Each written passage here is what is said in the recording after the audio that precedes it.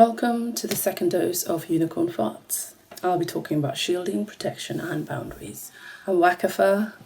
I am a quantum energy healer. I have the ability to see both the positive and the negative in the light and darkness. I do angelic universal Reiki alchemy, hypnosis healing, or aura for short, and I also do Reiki angelic alchemy healing, Ra for short. So you can find out more information about this on my website, www.lightwithin.online. I will be covering what shielding is, why it's important to do it, and when shields won't work and the difference I've noticed since doing them. So when the pandemic happened in March 2020, I noticed, as I've mentioned, as soon as I walked outside my home, I felt a sense of fear in the air, and it was palatable. As an energy healer, empath, sensitive, it was debilitating. The last thing I wanted to do was get caught up in the mass conscious energy of it all. This was what made me question the reality I was living in and how was it that we could be manipulated in this way. I could very well get caught up in it. And even at one point, I did queue in the morning for toilet paper. And I did see a post from Aurora that said, unconsciously, everyone was trying to keep their root chakra clear because that's how the Matrix, all the false systems were accessing us through the root chakra. Root chakras are important to feel safe and connected to the world. When it's negatively affected, we feel fear, unstable, ungrounded. And I thought that was a brilliant insight. I'm not one to step into other people's fears and worries. I noticed this pattern in my family and extended family after I left home for university. With them, there's cultural and also religious energies that worsen the feelings of fear because of belief systems and the distortion of the matrix and how it plays in religion. When I first started to wake up, I did a lot of work on the mental programs I was running around negative thinking and belief systems and so forth. I also noticed all these negative thoughts. So I did a lot of work when I started waking up around my own personal belief systems and the mental programmings that I was running around everything, around self-worth, around money, family, how I was perceived, how I saw myself. So these were all these sort of belief systems that I looked at in the very, very beginning. So when I stepped into energy work, it was really about self-development and also noticing the negative programmings that I was running that wasn't really serving me anymore. So as soon as I left home, I was sensing other people's insecurities and judgments. In my mind's eye, I could see their faces.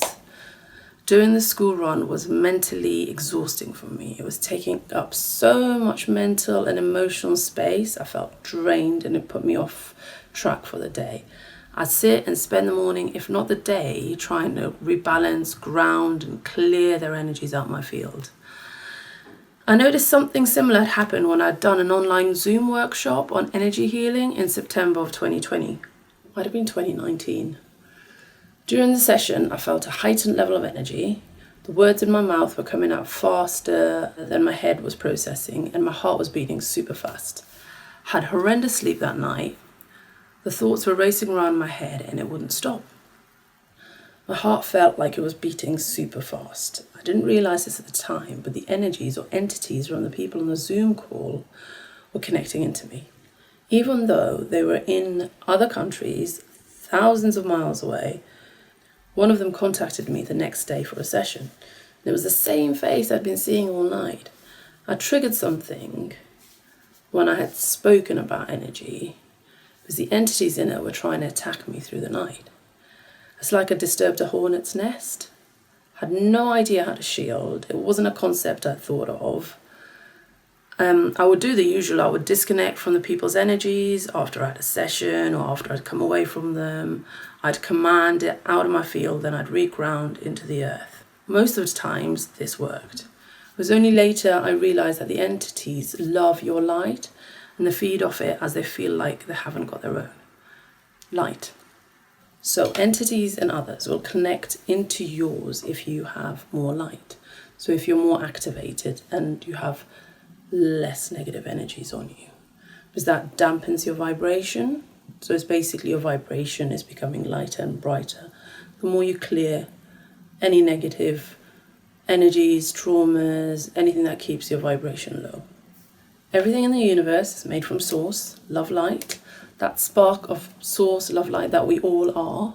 So the questions for me was, why was I accessing other people's energies? Why was it affecting me so much that it would affect my mental health and put me off course for the day? So I didn't achieve anything I needed to. Sometimes those negative entities feel like they've lost their own connection to source, so they'll attach to you. Everything that is organic is of source, love, light. So there is nothing to fear. It's important to have an awareness of this. I was accessing other people's energies because I'm a healer. It's what I do.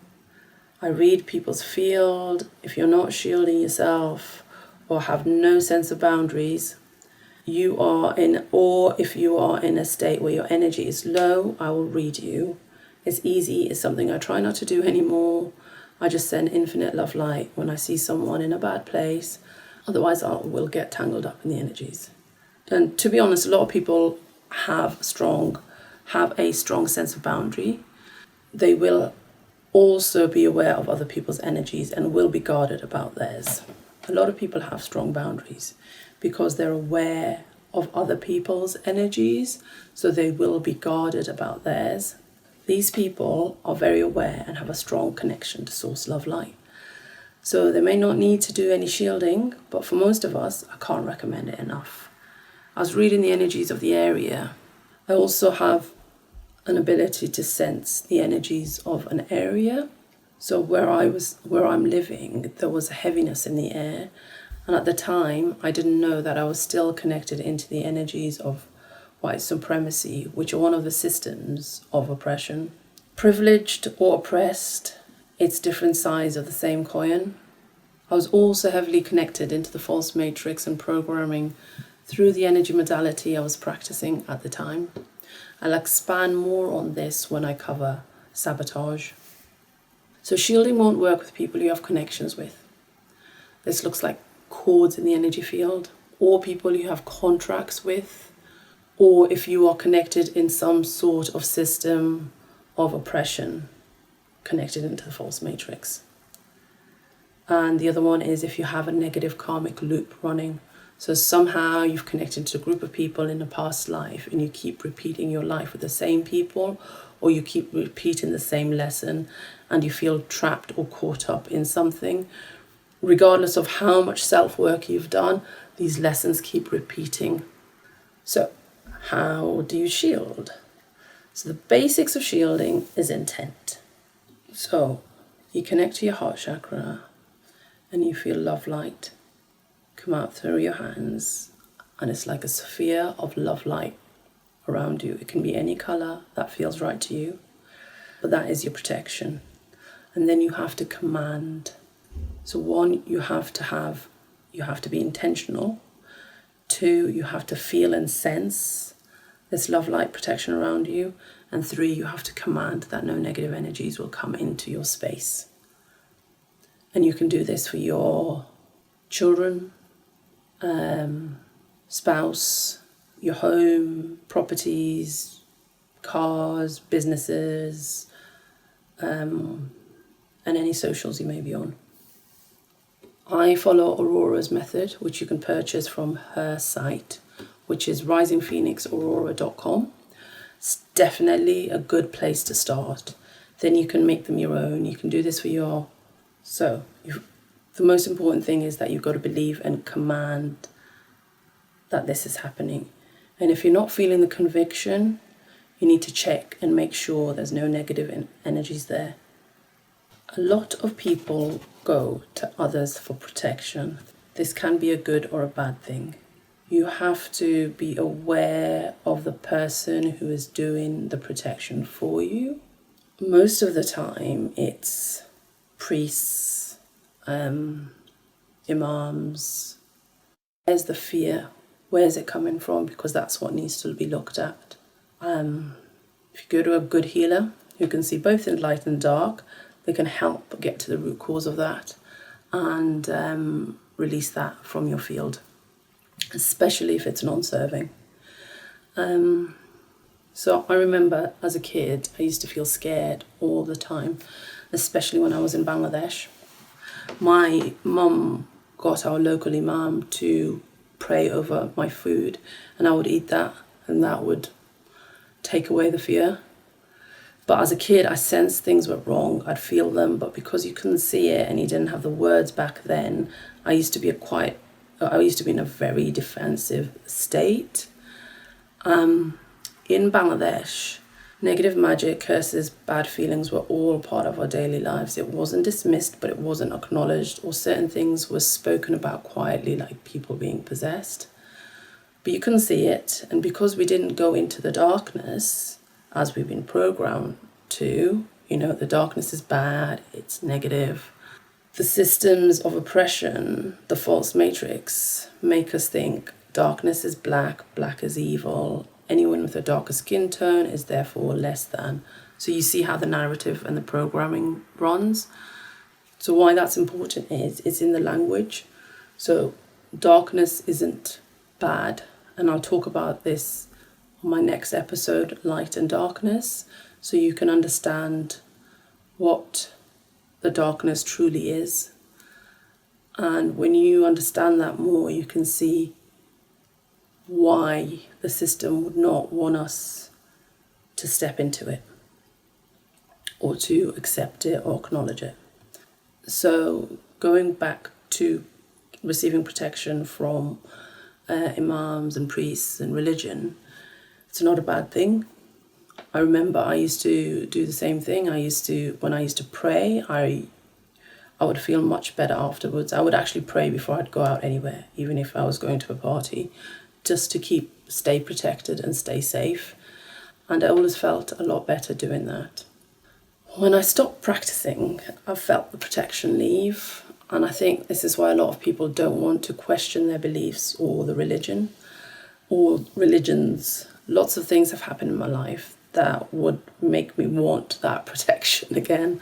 I know for sure my life would improve. I'd gain that community I left. My external family would welcome me in a very different way.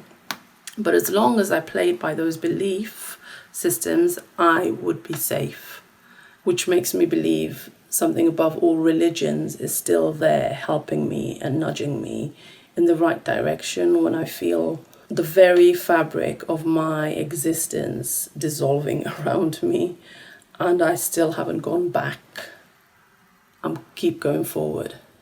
So it's important to keep questioning and not following blindly or accepting the answers given to you. And if it doesn't resonate on a heart level, especially if it doesn't resonate on a heart level, always check your deities you pray to. When you connect into them, do they feel benevolent? Can you feel them in your heart? Do you see them as a shadow? Is there an edge to them? Command that you will only connect with the most benevolent version. And we'll talk more about this when we talk about the higher self and what the higher self is. So if you're feeling fear, best thing to do in that situation, as I've said, is to get to the root cause of it. Find a good healer that is good in seeing the negative in both the light and the dark, and they will help release that fear. So the vibration of the earth is rising, and more sacred positive portals are pouring source love light through. The conscious of humanity is rising. So what was once hidden is coming to light. And later on I talk about the split between polarities being healed as well. So it'll be easier to see into the darkness without that fear. It'll be good also to get whatever is in there cleared out. It may have been hiding there for lifetimes, or it may be hiding in your family dynamics. Even doing all this, I have had 2 incidences happen involving my son with 2 separate families. I mention this because the shielding protects your space and helps you have better boundaries. So what I found was I had an incident with 2 separate families, but they were of the same religion. Then that night, the same thing happened as it did with my workshop. The energies came in my sleep, and I was in full warrior mode, protecting my home and my son. I had these entities attack me in my sleep fully triggered and couldn't understand how they were getting through my shields. So finally, in the second incident, it dawned on me, I've been giving them permission because I saw them as my people. So I didn't see all the red flags because the filter I had in front of me was making me dismiss the red flags. And that filter was the religion they are. And that's not uncommon to do. We do it with most religions. We let people get away with horrendous behavior and inhuman acts because we're blinded by their religion, or they're doing something in the name of religion. And it's almost like a spell is cast over you. So you dismiss the red flags and gaslight whatever incidents has happened. I mean, for me, this is nothing short of negative magic as far as I'm concerned. Because how else do you make somebody get away with something that you wouldn't normally? We've let the same thing happen with the royals. And when I talk more about the matrix, you'll understand how steeped in the false matrix they themselves are. So in summary, shielding is essential. It will protect you. You'll generally feel less interference from others. It will become easier to protect your space so they don't come in to your mental, emotional energies. Then you can direct your day the way you see fit. It will show you where you've allowed others to access your boundaries. And this becomes essential when you start coming out of systems of oppression. So in the next episode, I will be talking about light and darkness. And I hope you join me for that. Again, if you have any questions, please do write them below. And I shall see you in the next episode where we cover light and darkness. Thank you for joining me. My infinite love.